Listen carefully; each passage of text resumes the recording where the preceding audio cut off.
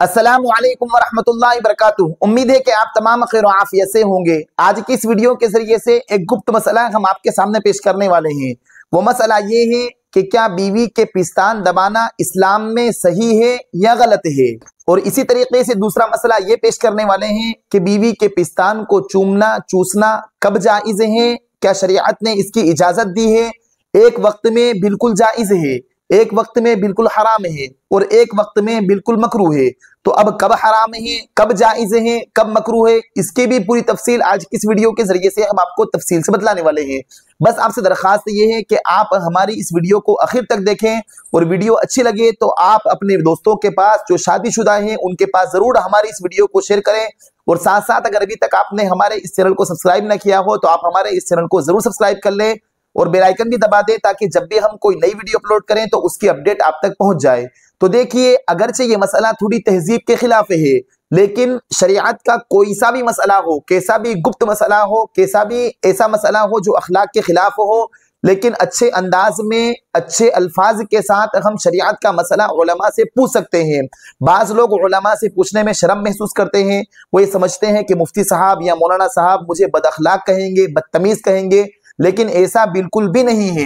कुरान करीम खुद हमें यह हुक्म देता है, फस्अलू अहल ज़िक्र इन कुंतुम ला तालमून, कि आप अपने मसाइल को अहले इल्म से पूछिए अगर तुम जानते नहीं हो। तो लिहाजा यहाँ पर यह कैद नहीं दी गई है या यहाँ पर यह नहीं कहा गया है कि जो गुप्त मसले हों, जो मियाँ बीवी के मसले हों वो नहीं पूछ सकते हैं। तो लिहाजा हर मसला तहजीब के साथ हम उलमा से पूछ सकते हैं। और हमें आज के मॉडर्न जमाने में, वेस्टर्न कल्चर के जमाने में हमें जरूर ऐसे मसाइल उलमा से पूछना चाहिए।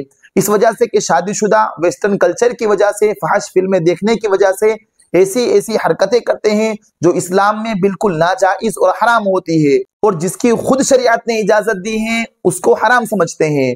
तो देखिए, सबसे पहला मसला कि क्या शोहर अपनी बीवी के पिस्तान दबा सकता है या नहीं दबा सकता है। तो देखिए, इस बात को अच्छी तरीके से याद रख लीजिए कि इस्लाम ने मियाँ बीवी के दरमियान हर उस रिश्ते को जायज करार दिया है जिससे उनके दरमियान मोहब्बत में इजाफा होता है, उन दोनों के दरमियान में सुकून पहुंचता है, उन दोनों के दरमियान में मोहब्बत बढ़ती रहती है। हर ऐसे रिश्ते को और हर ऐसे काम के करने को शरीयत ने खुद इजाजत दी है। तो लिहाजा शोहर अपने बीवी के पिस्तान बिल्कुल दबा सकता है, इसमें कोई हरज नहीं है।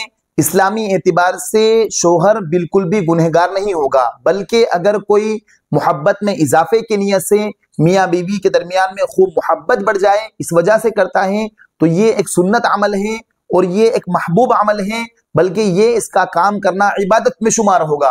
तो लिहाजा ये बिल्कुल जायज है। बाज लोग ये समझते हैं कि ऐसा नहीं कर सकते हैं। खुद मेरे पास एक शादीशुदा का फोन आया, वो भी मुझसे ये मसला पूछ रहा था, तो शरीयत ने इसकी इजाजत दी है। इस तरह करने में कोई कराहत नहीं है, बल्कि इस तरह करना इबादत है।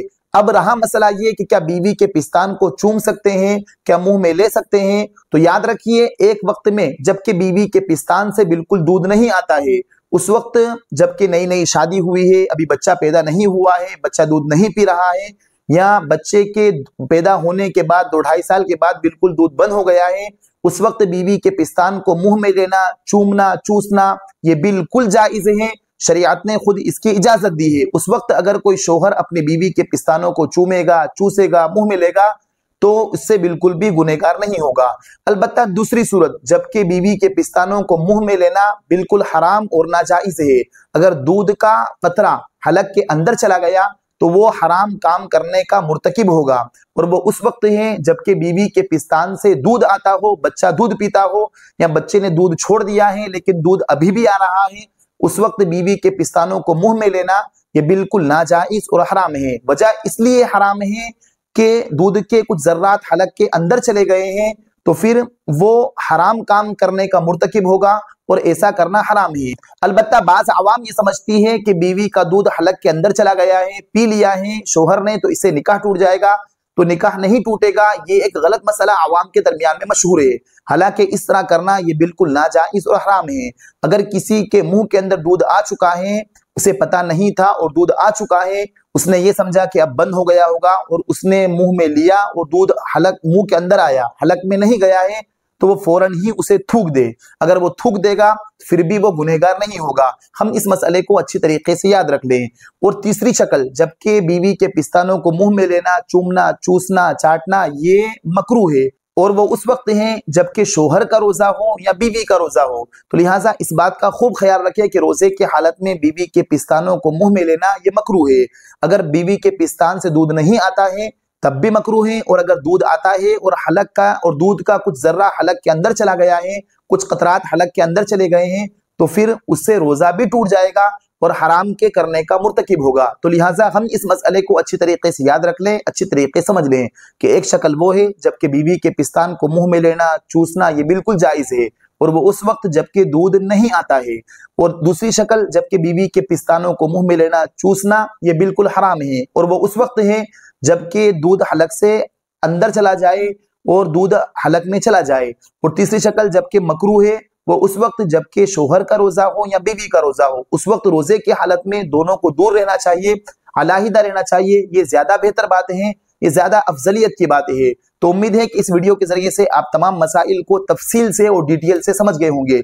और ये जो तमाम तफसील हमने आपके सामने पेश की है, ये मुख्तलिफ किताबों से लेकर मोतबर दारुल इफ्ताओं से लेकर हमने आपके सामने पेश की है। अगर आपको ये हमारी वीडियो अच्छी लगी हो तो आप हमारी इस वीडियो को दूसरों के पास जरूर शेयर करें। फजज़ाकुमुल्लाहु खैरन व अहसन जज़ा। अस्सलामु अलैकुम व रहमतुल्लाहि व बरकातहू।